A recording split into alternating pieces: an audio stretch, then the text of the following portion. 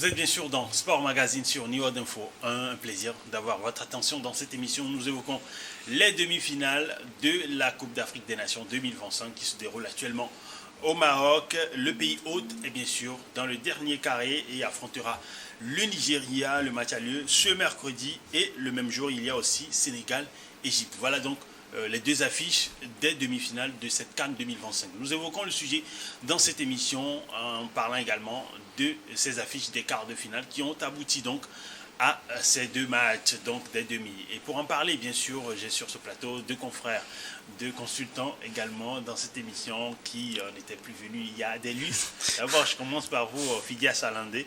Plaisir de vous retrouver. Ouais, plaisir, le mout, d'être sur ce plateau et merci pour l'invitation. Et je parie que vos analyses et vos commentaires ont manqué nos téléspectateurs. Je parie qui diront ah ouais, voilà, LND. Et puis bien sûr également Alfred, un plaisir de vous avoir. Heureux de faire le retour sur le plateau de Sport Magazine. Ça fait 4 ans de cela. Waouh, ça fait beaucoup. Ah ouais. Alors, on part des quarts de finale. D'abord, le Sénégal qui a réussi à pouvoir éliminer le Mali 1-0 face à une équipe des Aigles maliens qui était réduite donc à 10 depuis la fin de la première période. Et puis vous avez aussi le Maroc qui a éliminé le Cameroun 2-0. Ensuite, le Nigeria sur le même score a éliminé l'Algérie avant que l'Égypte ne parvienne à sortir la Côte d'Ivoire. Côte d'Ivoire championne en titre, 3-2 donc en faveur des Pharaons. Et les demi-finales, j'en parlais tout à l'heure, on va commencer avec la première affiche, c'est-à-dire Sénégal-Égypte qui a lieu ce mercredi à 17h GMT. Tout se jouera au grand stade de Tanger. Alors, une demi-finale qui nous rappelle la finale de 2021 que le Sénégal avait remporté au tir au but. Oui, un match qui sera très très attendu parce que les Lions de la Teranga, sur les deux dernières confrontations, notamment en finale de la Coupe d'Afrique des Nations, l'avaient emporté au tir au but au Cameroun.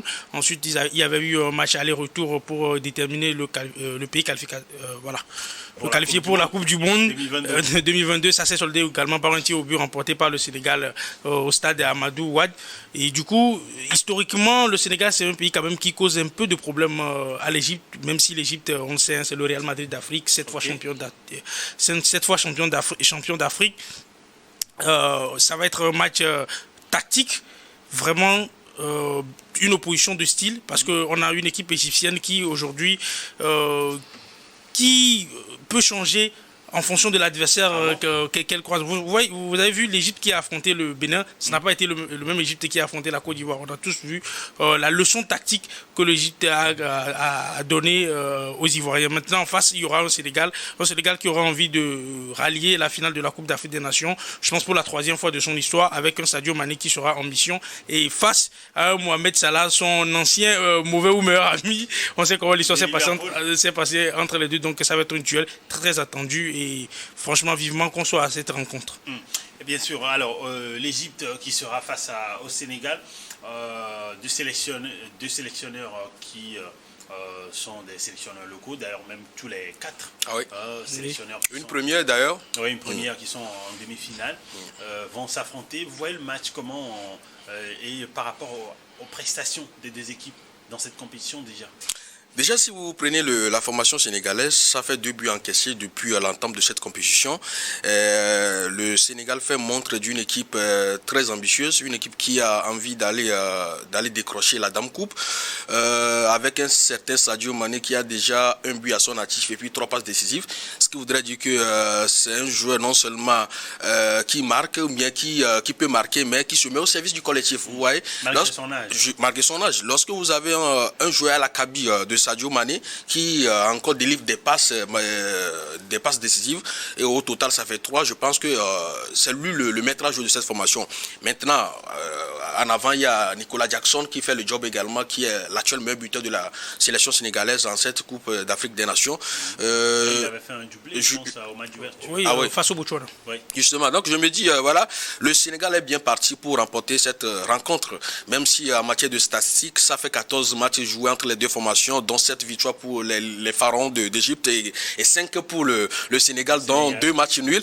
Le Sénégal aura sa carte à jouer. Mais attention, l'Égypte ne sera pas l'attaquant plus victime expiatoire, d'autant plus que cette formation égyptienne va vouloir tenir sa revanche sur cette rencontre-là. Vous l'avez bien dit tout de suite en préambule.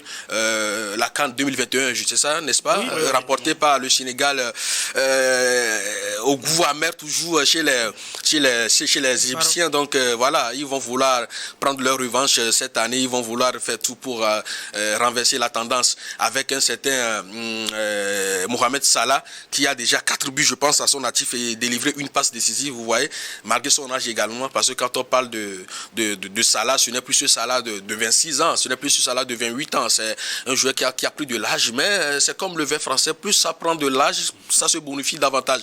Donc il n'est pas le seul. De son côté également, il est bien soutenu par le joueur de Man City, Marmouche, qui marque également autant de buts. Donc je pense que les dés sont lancés vivement que le meilleur l'emporte. Alors vous parlez tout à l'heure de Mohamed Salah, l'ailier de Liverpool, mais également d'Omar Marmouche, l'attaquant de Manchester City. Il n'y avait que ces 2 joueurs, enfin en plus d'un joueur également au milieu de terrain qui évolue au Qatar, mais il y avait au moins 8 joueurs sur les 11 qui évoluent soit à Al-Ahly ou Zamalek, qui était aligné lors du dernier match de l'Égypte. Osama Sam, il a fait confiance à la première ligue égyptienne face à cette équipe de la Côte d'Ivoire. 8 joueurs sur 11. Est-ce que cela veut dire que Osama Sam essaie de revenir aux fondamentaux de l'Égypte qu'on connaît d'avant? Ça a été toujours la marque de fabrique de l'Égypte. C'était l'Égypte de, rappelez-moi un peu son nom là, entre 2006-2008, Hassan Chiata. Entre 2006, 2008 et 2010, c'était pratiquement le même Égypte. Il n'a pas hésité à écarter leur star Mudo à l'époque et faire confiance à des joueurs comme Abou Trika pour aller chercher 3 cannes d'affilée. Donc ça a été toujours... le mythique dans sa 22. Voilà. C'était toujours... c'est pas Rigobert Song qui sera content d'entendre ce nom quand même. Et puis bon voilà, ça a été toujours, comme je le disais, ça a été toujours la marque de fabrique de l'Égypte, mais retrouver cette essence là c'est très très important pour eux parce qu'on voit un collectif bien huilé, surtout le milieu de terrain de Al-Ahly, Eman Achour, qui est vraiment je dirais le Iniesta de cette équipe là. Quand il prend le ballon, il est à l'aise techniquement, il n'y a qu'à voir l'extérieur. Voilà, il a donné tout simplement un caviar à Salah. Il a servi le but à Salah sur un plateau. Je pense qu'il est le meilleur joueur africain évoluant sur le continent. Il est déjà à 2 passes décisives dans cette Coupe d'Afrique des Nations. Et surtout, lors de la première édition en Côte d'Ivoire, on avait vu de très bonnes choses, mais il était isolé, il n'était pas beaucoup épaulé. Mais cette fois-ci, là, je pense que les cadres sont au rendez-vous. Et surtout Mohamed Salah, comme le disait mon confrère Alfred, ce que moi j'ai constaté, c'est que le monsieur, dans cette compétition, il est en train de monter en vitesse. C'est-à-dire, depuis la phase des groupes, on a vu un Salah un peu nonchalant, pas très bien physiquement, notamment sûrement affecté par tout ce qui se passe avec Liverpool. Mais avec, au fur et à mesure que la compétition évolue, on voit un autre Salah, qui est qui revient parfois même défendre, qui est vraiment un véritable capitaine. Il est en mode conquérant. Voilà, il n'est pas collé à la ligne comme il le faisait habituellement pour aller chercher une fois par rouler. Il est vraiment un vrai numéro 10 dans cette équipe et c'est lui qui dicte le tempo. Et il faut faire très attention parce qu'un Salah qui n'a pas encore gagné la Coupe d'Afrique des Nations, je le rappelle, 2 finales perdues en 2017 face au Cameroun, en 2021 face au Sénégal, sera forcément en mission. Il se dit sûrement que c'est les 2 prochains matchs les plus importants peut-être de sa carrière avec l'équipe nationale égyptienne et vivement que la chance puisse l'accompagner. Je voudrais rajouter quelques phrases. Je suis d'accord avec les analyses de mon cher ami Fidias, qui reste d'ailleurs pointu dans ses analyses. Je pense que Salah va vouloir tout faire pour remporter cette CAN pour moi, parce que déjà, vu l'âge également, vu les jeunes qui arrivent, qui émergent, voilà, donc sa place est menacée, il faudra le dire. Si en club, sa place est menacée, ce n'est pas en sélection, voilà, que serait facile pour lui. Donc je pense que Salah doit tout faire quand même pour aller chercher cette coupe-là. Maintenant, au-delà des louanges qu'on a eu justement à faire pour l'Égypte et autres, je voudrais également souligner voilà, ce duel-là qui serait un duel à suivre dans cette rencontre, duel entre les 2 gardiens, El Shenaoui ou encore Edouard Mendy, les 2 albatros qui font de belles choses depuis la temps de cette CAN, même si Edouard Mendy n'a encaissé que 2 buts, je pense que il fera quand même voilà, ce joueur-là le plus attendu côté charnière défensif des Lions de la Teranga. El Shaarawy, il a déjà pris 4 buts, mais il reste encore quand même voilà, ce rideau défensif là sur lequel les Pharaons peuvent quand même s'appesantir pour essayer d'aller titiller le bloc adverse. Et donc au-delà de Edouard Mendy, le portier sénégalais dans cet effectif, il n'y a pas aussi que Sadio Mané. Vous avez aussi il y a Iliman Ndiaye, qui a marqué lors du précédent match. Même il y a Pape Gueye également qui a déjà 2 buts à son actif. Ce qui m'impressionne avec ce Sénégal, c'est que quoi, vous avez certaines équipes c'est la profondeur de banc. En fait, il y a certaines équipes, ils ont certes la profondeur de banc, mais lorsqu'il y a 1 ou 2 changements, le niveau de l'équipe baisse. Mais le Sénégal, c'est cette équipe-là qui, on te sort un joueur, celui qui arrive est plus fort que celui qui était sur le terrain. Donc ça fait que c'est une équipe qui, sur chaque poste, il y a de la concurrence et ça a quelque chose de plus que les autres en fait. Quand ça rentre sur le terrain, on voit les combinaisons, on se dit même depuis le premier match face au Botswana, la facilité qu'ils ont à garder le ballon, la facilité qu'ils ont à jouer aussi sans le ballon, c'est vraiment impressionnant et je pense que ce Sénégal-là va être vraiment un adversaire sérieux, coriace pour les pharaons d'Égypte. Maintenant, il faut dire que ça fait quand même la CAN dernière en 2023 où ils avaient été sortis en 8e de finale et donc pour cette CAN du côté du côté du Maroc, dans le Maghreb, ils vont vouloir remporter. Et il faut savoir que historiquement, leur toute première CAN qu'ils ont gagnée, c'était également au Maghreb. Et ne l'oublions pas. Non, c'était pas au Maghreb. Le Sénégal. Le Sénégal, non. Le Sénégal, c'était au Cameroun. C'était au Cameroun. Parce qu'au Maghreb, je pense que ça doit être l'Algérie qui a gagné en Égypte. Donc voilà, c'est un peu ça. Comme je le disais, les dés sont lancés vivement qu'on arrive à mercredi pour en finir avec cette angoisse. La Teranga, vous avez l'expérience. Parce que vous avez, au-delà de Sadio Mané, Koulibaly et il y a également Gana Gueye, le joueur d'Everton. Ensuite, il y a ces jeunes joueurs, même Jackson. Justement, qui émerveille. Je voudrais également parler de Krépin Diatta, même si lui n'est plus le joueur comment dire. C'est à peu près la clé de voûte de cette équipe. Justement. Tu peux jouer parfois latéral, tu peux le voir parfois au milieu du terrain. C'est un joueur vraiment qui a beaucoup d'énergie. Il est énergivore. Vous savez, Krépin Diatta, dans son rôle de piston, apporte beaucoup à cette formation sénégalaise. Vous savez, le rôle primordial d'un piston, c'est de tirer le bloc adverse et puis créer de l'espace pour les attaquants et puis les milieux. C'est ce que ce jeune homme-là est en train de faire. Aujourd'hui, vous allez voir, c'est quelqu'un qui apporte offensivement et qui apporte défensivement également. On dirait Hakimi Achraf, voilà, du Maroc, il apporte beaucoup sa plus-value à cette formation. Vivement qui se réveille très bien le mercredi pour porter encore cette défense sénégalaise et aussi apporter des centres aussi millimétrés à Jackson ou encore à Sadio Mané qui peut aussi entre-temps se faufiler dans la de l'attaque et puis réceptionner des balles. Tout est possible. Vous voyez tactiquement quelle équipe mettre le pied sur le ballon et si vous devez pronostiquer, vous diriez que ce match sera ouvert ou serré, fermé? Non, moi je pense que c'est le Sénégal qui aura quand même le pied sur le ballon parce qu'en face il y a de meilleurs joueurs de ballon que l'Égypte. Même l'Égypte, c'est ça le problème. Avec l'Égypte, ça ne leur pose pas de problème de ne pas avoir le ballon. C'est ça la marque de fabrique de l'Égypte. Ils sont capables de faire le dos rond, résister, subir.